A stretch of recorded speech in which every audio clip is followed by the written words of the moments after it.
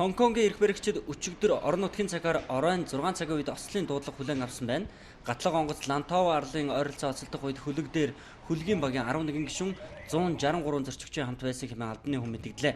Зорчигчид онгоцыг осолдох үеэр маш чанга дуу сонсогдсон хэмээн хэлсэн байна. Гатлаг онгоцны оператор Шун Так ослын талаар ярихдаа өндөр хурдтай явж байсан гатлаг онгоц хүнд объект мөргөж осолдсон хэмээн хэлжээ. Орон нутгийн агентлын дамжуулсан дүрс бичлэгт гэмтэж бэртсэн хүмүүсийг дамнуурган дээр өргөж яваа аврагчдыг харуулж байла. Ослын үеэр 100 гаруй хүн бэртэж гэмтсэн хэмээн засгийн газрын төлөөлөгч нь мэдэгджээ. Хонконгийн арал руу завийг чирхийн өмнө агаарын тээврийн үйлчилгээ тэнгисийн хамгаалтынхан болон галын албаныхан аврах ажиллагааг явуулсан байна. 2012 онд өндөр хурдтай явж байсан гатлаг онгоц Лама арлын ойролцоох зам мөргөж хөмрөх үеэр 39 хүн амь насаа алдаж байсан. Энэ хэрэгээс үүдэж Хонконгийн эрх баригчид далай тэнгисийн аюулгүй байдлыг сайдран хангаж ажиллахыг уриалсан юм а.